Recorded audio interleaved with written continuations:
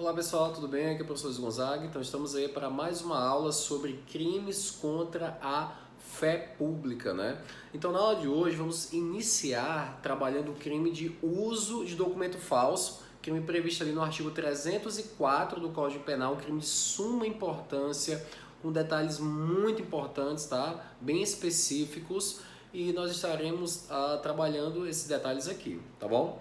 Então vamos lá, no artigo 304 trata do uso do documento falso, fala fazer uso de quaisquer dos papéis falsificados ou alterados a que se referem os artigos 297 a 302, pena combinada a falsificação ou a alteração, tá? Então aqui, muito importante, né, nós temos aqui um tipo remetido, né, ele remete a outro tipo penal, e nós vamos falar sobre isso também, tá? Então, em relação à classificação, nós temos aqui um crime simples, tendo em vista que tutela apenas um único bem jurídico, que é a fé pública, é um crime comum que pode ser praticado por qualquer pessoa, não exigindo a qualidade específica do sujeito ativo do crime. Trata-se de crime formal ou de consumação antecipada ou de resultado cortado, pois para sua consumação não exige a ocorrência do resultado naturalístico. Então basta o sujeito usar o documento falso que o crime estará consumado, tá bom? É um crime de forma livre, ele pode ser praticado de qualquer maneira, é um crime comissivo, exige uma ação unissubjetivo ou unilateral, né, ou de concurso eventual. Então ele pode ser praticado por uma ou mais pessoas, não tem nenhum problema, e é um crime, né, que admite a tentativa, tá? Então nesse caso ele seria um crime plurissubsistente, tá bom? Pessoal, ponto importante aqui antes de adentrarmos, né, no tipo penal em si. Nós temos aqui a chamada norma penal em branco inversa ou ao avesso. O que seria isso? A norma penal em branco que comum, né, que todos conhecem, é aquele em que o preceito primário, no caso caput do dispositivo, ele necessita de um complemento, né? Então o preceito primário, caput do dispositivo, ele necessita, né, de um complemento. Tranquilo? Aqui não, aqui na verdade o preceito secundário, que é justamente o que? A sanção penal, ela precisa ser complementada com os preceitos secundários dos artigos 297 até o crime do artigo 304, beleza? Então há essa necessidade, 302, perdão. Então há essa necessidade de um complemento do preceito secundário. Então por isso que é chamada norma penal em branco inversa ou ao avesso. Então isso aí também é muito importante, tá bom? Em relação ao objeto material do crime. Bem, então já adentrando no próprio tipo penal, fala fazer uso de qualquer dos papéis falsificados, quer dizer o quê? Aqueles criados, né? É chamada a contrafação mesmo, né? O papel é criado, é fabricado, né? O documento, enfim, conforme nós já até trabalhamos isso nas aulas anteriores, tá? Então, fazer uso de qualquer dos papéis falsificados ou alterados. Alterado quer dizer o quê? É a falsificação, né, de uma forma geral, ela é ocorrida sobre um documento verdadeiro, tá? Aqui se refere os artigos 297 a 302. Vamos lá, artigo 297 nós temos o quê? A falsificação de documento público, né? Falsificação material de documento público. Artigo 298, falsificação material de documento particular, tá? Artigo 299, falsidade ideológica, seja de documento público, seja de documento particular. E no artigo 302 nós trabalhamos, né, na aula passada inclusive, nós temos aí a falsificação de atestado médico, né, a falsidade de atestado médico. Então, esses papéis, né, esses documentos que poderão ser tanto objeto material desses crimes em si, né, tanto a falsificação material, ideológica, atestado médico, enfim, como também poderão funcionar como, serão, né, na verdade, objetos materiais do crime do artigo 304, né, que trata justamente, né, do uso de documento falso, beleza? Então, um detalhe muito importante, tá bom? Quando fala aqui também, o elemento subjetivo é o dolo, tá? Então, não admite a modalidade culposa, é um crime doloso, já vimos, né? Que todos os crimes contra a fé pública são crimes dolosos. Ação penal pública incondicionada, sem dúvida alguma. Em relação à competência, né? Aqui é o seguinte, em regra da justiça estadual, tá? Mas para definir a competência, eu não vou analisar a natureza do documento. Um documento que ele é confeccionado pela Justiça Federal, pela Receita Federal, e ele foi falsificado. Então quer dizer que a competência será federal. Não é assim que a competência é definida. A competência do uso do documento falso ela é definida conforme, certo, o estabelecimento, né, o local perante o qual o documento ele é utilizado. Né? Então digamos que o sujeito ele pega um documento, né, digamos, sei lá, alguma nota fiscal estadual e apresenta lá na Receita Federal isso. Então essa nota fiscal ela é falsa, né? Então ela é falsa.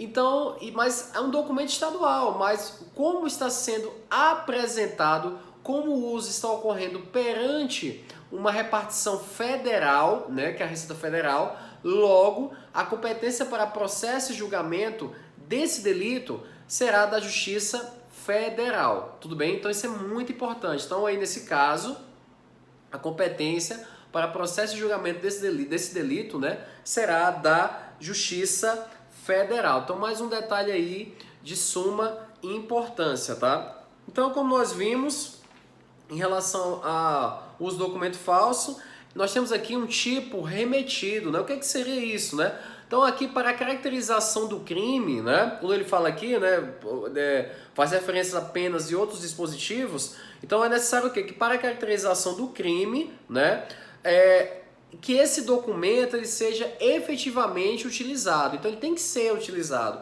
Quando o verbo que fala fazer uso, quer dizer o quê? Empregar, utilizar, aplicar. Então, digamos que ele usa um documento público falso, materialmente falso. Então ele responde conforme as penas do crime de falsificação material de documento público, o artigo 297, tá?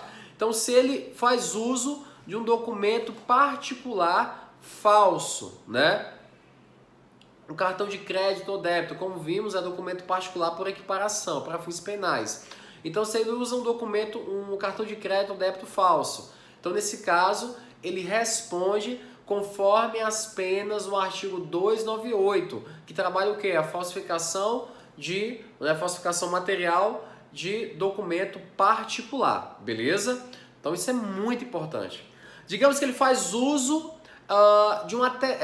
de um testamento particular. Aí você vai dizer, professor, então nesse caso responde conforme as penas da falsificação de documento, do crime de falsificação de documento particular, falsificação material, né? Não é. Porque o testamento particular, ele é um documento público por equiparação. Vimos isso, tá lá no artigo 297, tá?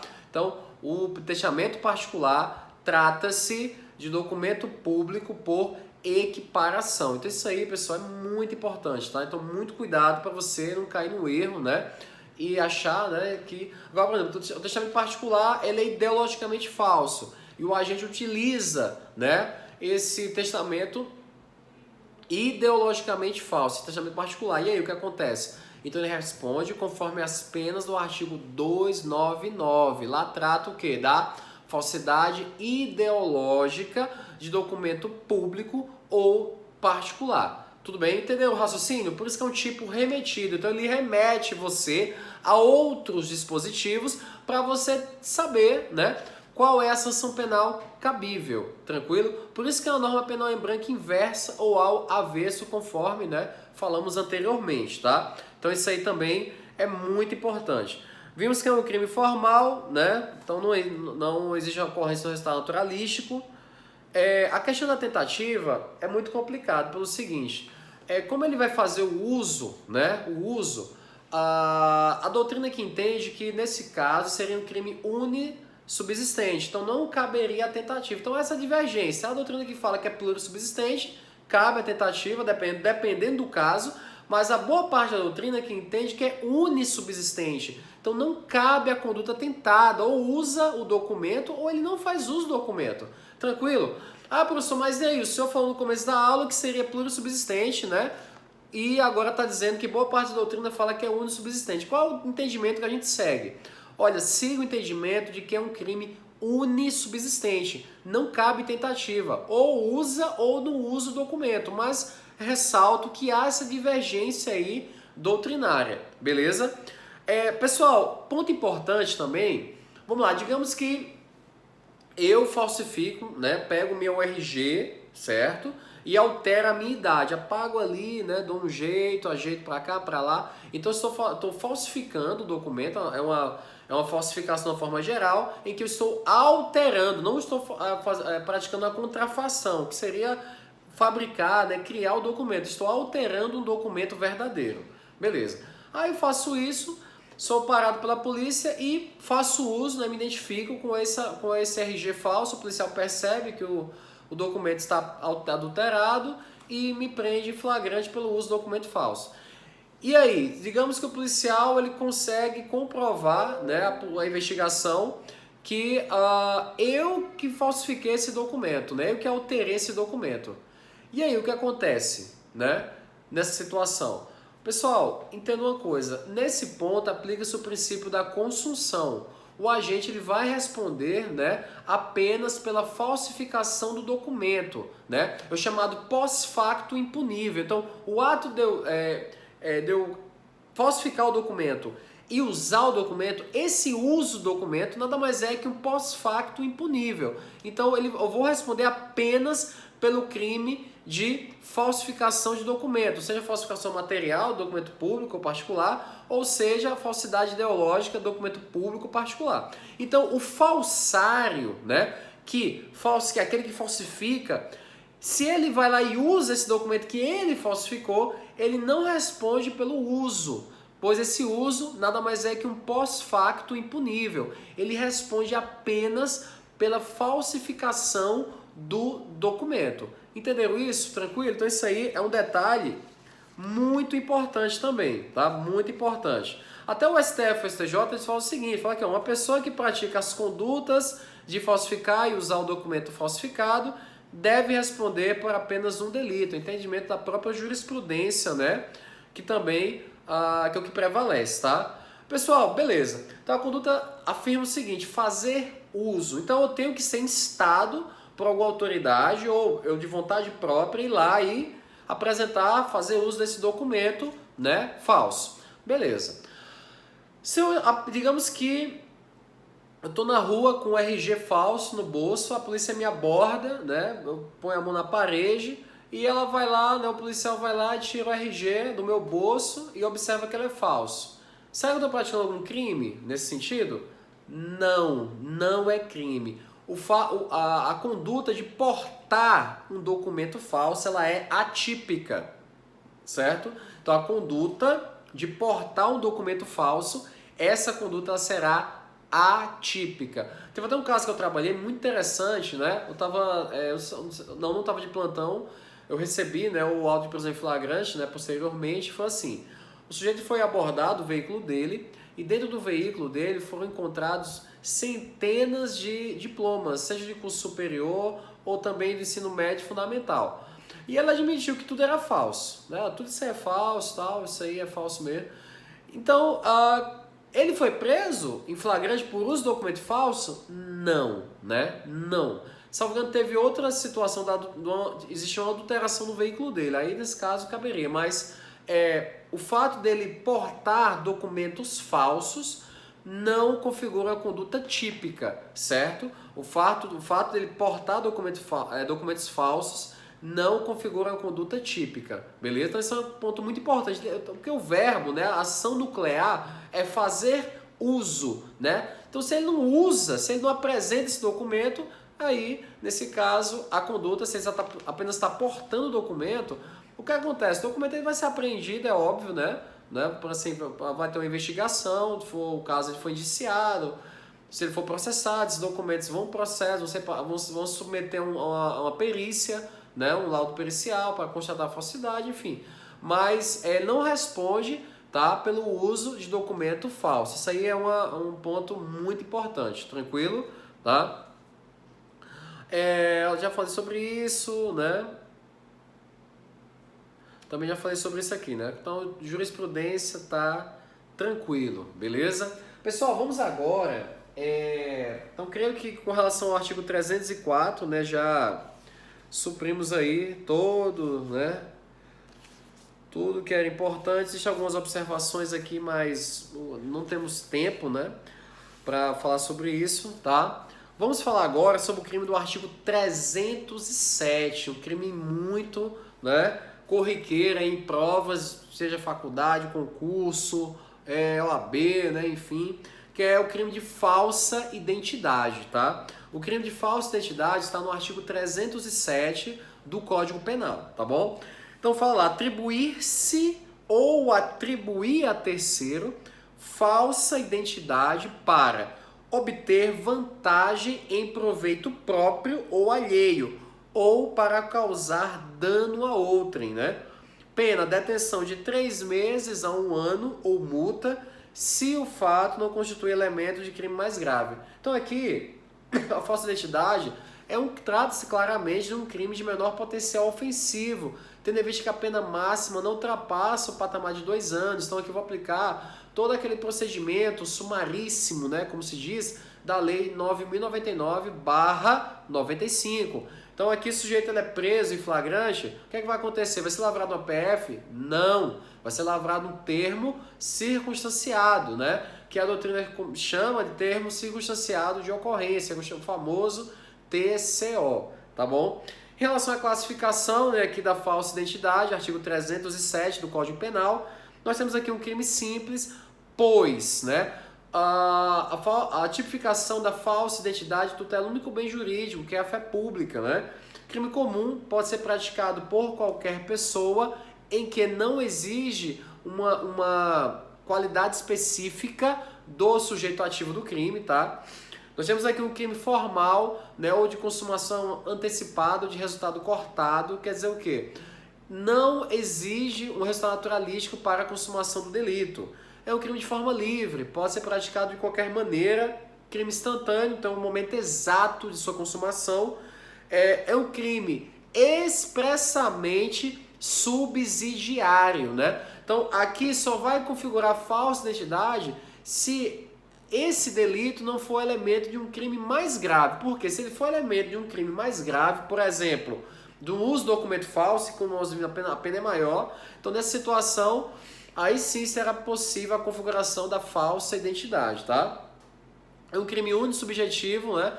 Ou unilateral, ou de concurso eventual. Então ele pode ser praticado por uma ou mais pessoas, e é um crime unissubsistente ou plurissubsistente, dependendo da hipótese. Há uma divergência de como seria essa falsa identidade. Por exemplo, se for verbal, né, a falsa identidade, só pratico verbalmente, então nessa situação seria um crime unissubsistente. Então não cabe tentativa. Agora, só para praticar a falsa identidade por escrito, né, enfim, aí é possível a tentativa, pois nessa situação torna-se um crime plurissubsistente, tá bom? Então é um ponto muito importante aí do estudo do crime.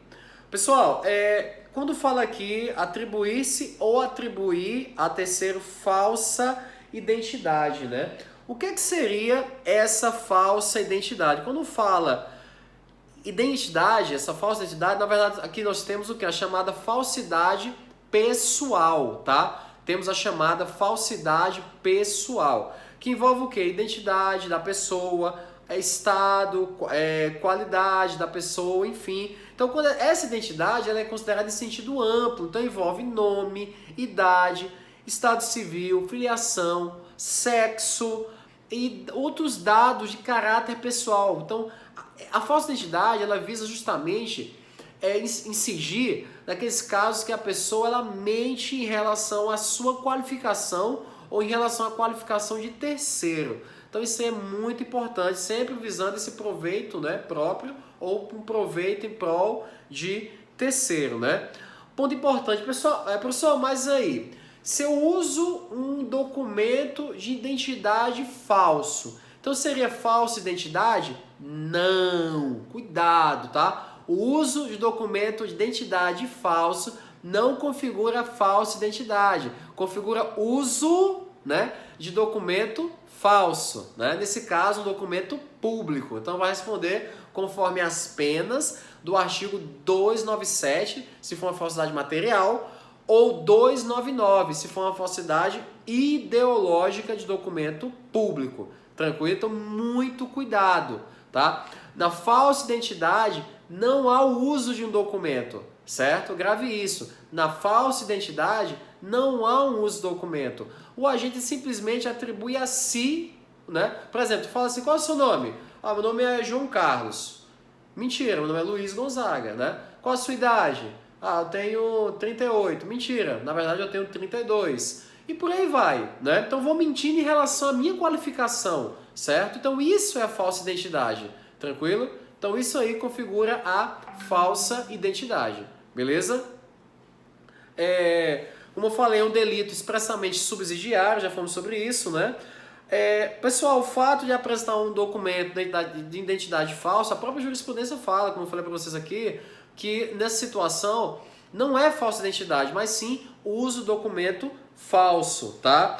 Outro ponto, se o sujeito ele mente em relação à sua qualificação visando ocultar os seus antecedentes criminais. Então, nesse caso, ele está em legítima defesa, né?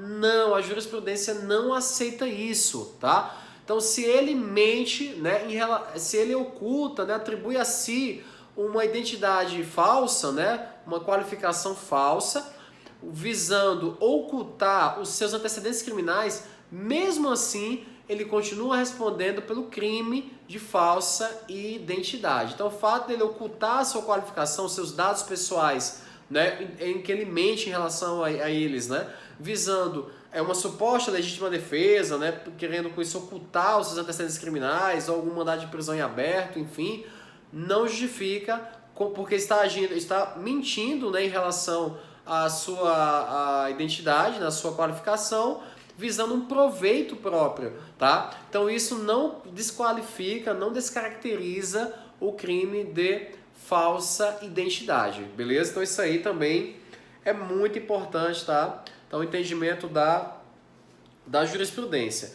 Em relação ao elemento subjetivo, né, o dolo, tá? Isso é importante, e há também um elemento subjetivo específico, né, quando ele fala aqui, ó, para obter vantagem em proveito próprio ou alheio, ou para causar dano a outrem. Então isso aqui é o chamado elemento subjetivo específico. A doutrina também chama de especial fim de agir, né, que é o dolo específico, tá bom? Então isso é importante. Então o crime doloso não admite a modalidade culposa, tá? A ação penal para processo e julgamento desse delito é a ação penal pública, né, incondicionada. A ação penal pública incondicionada. Tranquilo? Tá? Então com isso a gente encerra aí o artigo 307, tá? Vamos analisar o artigo 308 do Código Penal, né? Que é muito parecido com o 307, mas tem que ter só um cuidado aqui, tá? Isso é importante, muito cuidado e também confunde com o uso do documento falso do artigo 304, tá? Vou só tomar água aqui porque a garganta tá seca já, com o ar-condicionado aqui em cima.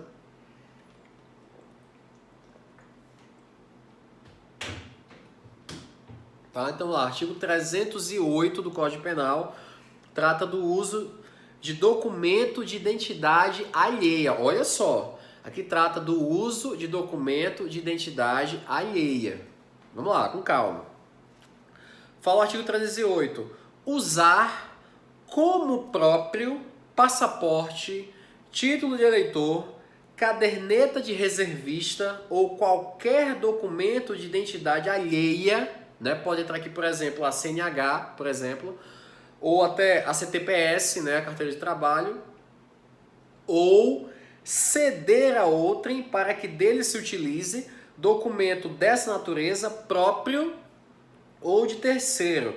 Pena, detenção de 4 meses a 2 anos e multa, se o fato não constitui elemento de crime mais grave, né? Então aqui nós temos um crime de menor potencial ofensivo, né? A pena máxima é 2 anos, então não ultrapassa o patamar de 2 anos. Então aqui aplica-se a lei 9.099/95, né? Com relação à classificação, crime simples, pois somente tutela a fé pública, né? Um único bem jurídico.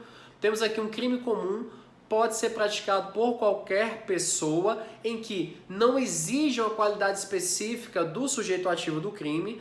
Trata-se de crime formal ou de consumação antecipada ou de resultado cortado, pois para sua consumação não exige a ocorrência do resultado naturalístico. É um crime de forma livre, pode ser praticado de qualquer maneira, tá? Trata-se de crime comissivo, exige uma ação, é um crime expressamente subsidiário, né? Porque aqui no preceito secundário, na sanção penal, ele fala, no finalzinho, se o fato não constitui elemento de crime mais grave. Então aqui claramente, né? Deixa claro que ele é um crime subsidiário. Esse crime será configurado desde que não seja o elemento de um crime mais grave, tá? É um crime unissubjetivo ou unilateral de concurso eventual. Quer dizer o quê? Pode ser praticado por uma ou mais pessoas e é um crime, em regra, né? Ele é plurissubsistente, então ele admite, né, a conduta tentada, né? A doutrina entende isso, né? Que seria uma conduta tentada.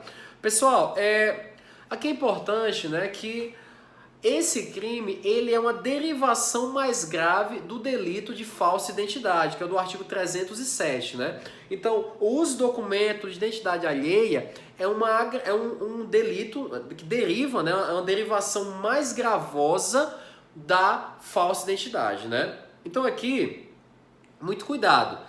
Vimos que lá na falsa identidade não existe o uso do documento, certo? Não há o uso de um documento nenhum, de uma identidade falsa, nada disso, certo? Porque se o sujeito ele usa uma identidade falsa, ele responde por uso de documento falso, tranquilo? Então, no artigo 307, a falsa identidade, ela apenas atribui a si uma falsa identidade ou a terceiro, tá? Visando um proveito próprio ou alheio, só isso. Ou, né, causar dano a outrem. Simples, tá? Aqui é diferente. Aqui o que eu vou fazer? Eu vou usar uma identidade, uma CNH, um passaporte verdadeiro de um terceiro como se fosse meu, beleza? Então eu vou pegar um passaporte, um documento verdadeiro, documento de identidade, seja o CNH, passaporte, CTPS, enfim, né? Título de eleitor verdadeiro. Digamos, eu pego o título de eleitor de João de tal. Então vou lá votar, né? Por exemplo. Tudo bem que é os crimes eleitorais, mas só a título de conhecimento, né? Então vou lá usar o título. Não, tá aqui. Ou vou apresentar em algum outro local. Não, sou eu, sou essa pessoa aí. O título é verdadeiro? Sim. O documento é verdadeiro? Sim, ele é verdadeiro. Então, vai ser uso do documento falso? Não, o documento não é falso. Então vai ser falsa identidade. Não é, porque na falsa identidade não há o uso do documento. Professor, então que crime vai ser? O crime do artigo 308, que é justamente o que? O uso do documento de identidade alheia. Nesse crime do 308, o documento ele é verdadeiro, ele não é falsificado, não há uma contrafação e não há nenhuma alteração do documento.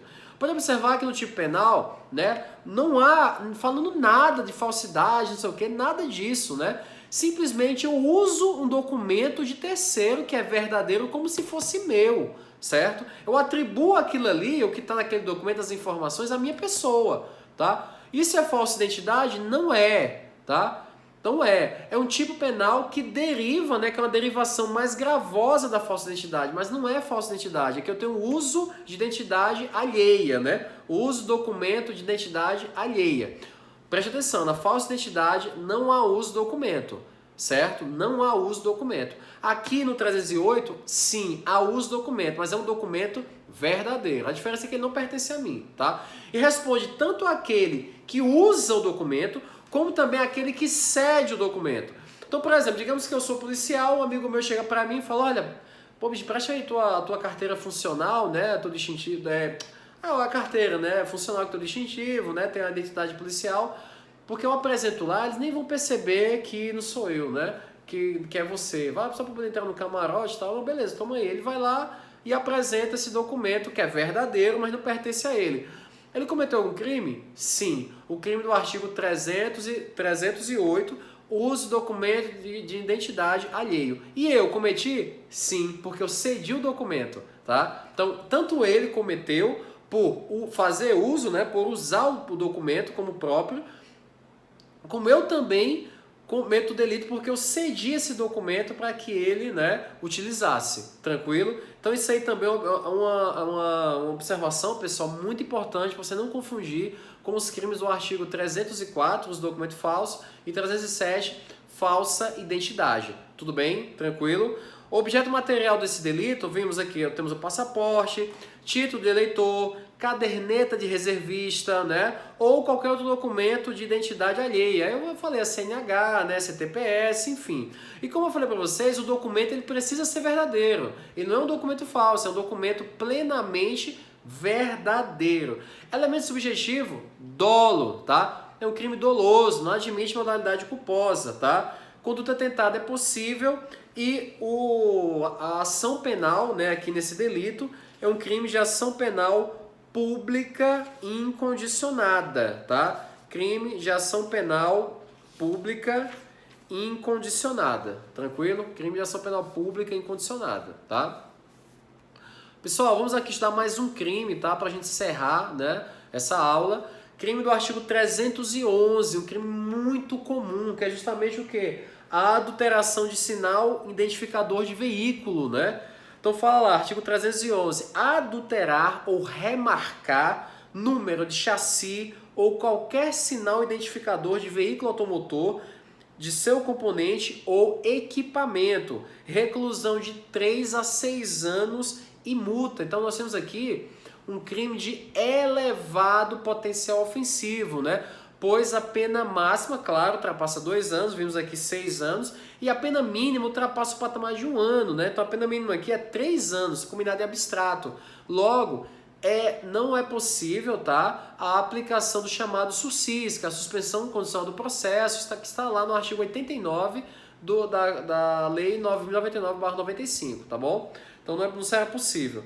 Pessoal, em relação a esse delito, né, da adulteração de sinal identificador, nós temos um crime simples, né, classificação, só tutela para a fé pública, comum, pode ser praticado por qualquer pessoa, não exige nenhuma qualidade específica do sujeito ativo do delito, tá? É um crime formal, não exige a ocorrência do resultado naturalístico para a consumação do delito, é um crime de forma livre, ele pode ser praticado de qualquer maneira, é um crime não transeunte, por quê? Deixa vestígios, né? Então você tem lá a placa adulterada, o chassi adulterado, né? Então, sem dúvida, então, o lacre, né, que está rompido e está remendado, o lacre da placa. Então, isso aí deixa vestígios. Então, logo, é imprescindível o exame de corpo de delito, né? Então, necessariamente, deve ser realizado o exame de corpo de delito, tá? É um crime unissubjetivo ou unilateral de concurso eventual, então ele pode ser praticado por uma ou mais pessoas e trata-se aí de crime plurissubsistente, né? Porque admite o fracionamento da conduta, logo cabe a conduta tentada, cabe tentativa, né, desse delito aqui, tranquilo? Ainda algumas situações aqui, é uma majorante, né? No parágrafo 1º fala assim, se o agente comete um crime no exercício da função pública ou em razão dela, a pena é aumentada de 1/3. Digamos um servidor público do Detran, né? Alguém que trabalha no Detran, por exemplo, né? Então isso aí vai ter uma pena maior, né? Parágrafo 2º, conduta equiparada, não, incorre nas mesmas penas o funcionário público que contribui para o licenciamento ou registro do veículo remarcado ou adulterado, fornecendo indevidamente material ou informação oficial. Então o veículo está lá adulterado, o funcionário público ele vai lá e concede o licenciamento, sabendo que é adulterado, né? Então isso aí também configura, né? Ele responde pelas mesmas penas da própria adulteração, tá? Algumas observações importantes aqui em relação a esse delito, né, de adulteração de sinal identificador. É um crime muito comum, pessoal, aqui no Brasil, né? Então aqui, como seria a prática dessa conduta criminosa? Por exemplo, a troca de placas originais, né, por outras. Nós temos a adulteração do chassi, né, número de placa.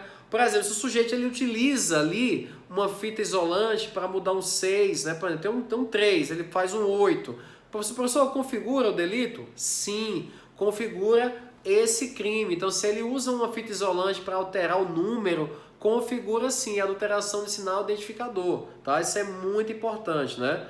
Então, se ela altera o único dígito da placa, né, com certeza já configura a conduta criminosa. E mesmo assim, né, mas isso aí, sabe que pode incidir o princípio da significância, já que só foi ou só utilizou ali uma fita isolante e tal. Não se aplica o princípio da significância. O princípio da significância não se aplica a nenhum crime contra a fé pública, certo? Nenhum crime contra a fé pública. Então nunca esqueça disso, tá? Há uma situação também interessante que é o seguinte: quem responde por esse delito é aquele que realmente, né, pratica, né, a adulteração. Você, quem compra o veículo adulterado? Aquele que adquire o veículo adulterado, ele é um receptador, né? A receptação é chamado crime parasitário, ou crime acessório, né? Então, necessita de ocorrência de um crime anterior, porque o objeto material da receptação é objeto material de um crime anterior, certo? Que pode ser qualquer crime. Então, a receptação, aquele que adquire um veículo, por exemplo, um carro, uma moto adulterada, né, sabendo ou devendo saber da adulteração, responderá nas penas do crime de receptação, artigo 180 do Código Penal. Então isso aí é muito importante, tá? Conduta aí, muito importante você saber isso também, tá? Ação penal pública incondicionada, tá? Ação penal pública incondicionada. E o elemento subjetivo, como eu falei para vocês, né, temos o dolo e não admite a conduta culposa, tá? Pessoal, então com isso, né, com a análise desse artigo 311, eu encerro a aula de hoje, tá bom? Mas na próxima aula vamos trabalhar aí, né, a fraude de certames públicos, né, que também é uma conduta, infelizmente, muito comum no nosso país, teve vários escândalos, concursos federais, enfim, e vamos trabalhar isso na próxima aula, tá bom? Então era isso, tá? Um grande abraço, fique com Deus e até a próxima.